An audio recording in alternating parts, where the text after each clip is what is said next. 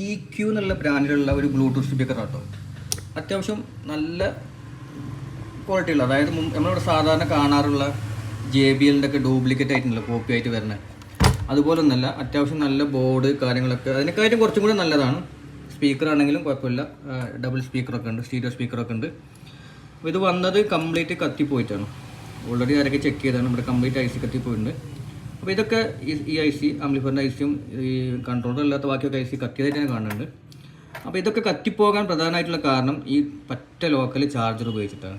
അപ്പോൾ ഇതേപോലത്തെ സ്പീക്കറൊക്കെ ഉപയോഗിക്കുമ്പോൾ കുറച്ചുകൂടെ നല്ല ചാർജറൊക്കെ ഉപയോഗിക്കുക, എന്നാൽ കുറച്ച് കാലം കൂടെ ലൈഫ് കിട്ടും. ഇത് പറ്റ ലോക്കലല്ല, നമുക്കിവിടെ കാണുന്ന നോർമലായിട്ട് വരുന്ന സ്പീക്കറൊക്കെ ഒരൊറ്റ ഇതേപോലത്തെ ഈ ഒരു IC പോലത്തുള്ള ഒറ്റ ICയിലായിരിക്കും കംപ്ലീറ്റ് കാര്യങ്ങൾ, ചാർജിങ്ങും ആംപ്ലിഫയറും വർക്കിങ്ങും ബ്ലൂടൂത്തും USB സ്പീക്കറൊക്കെ.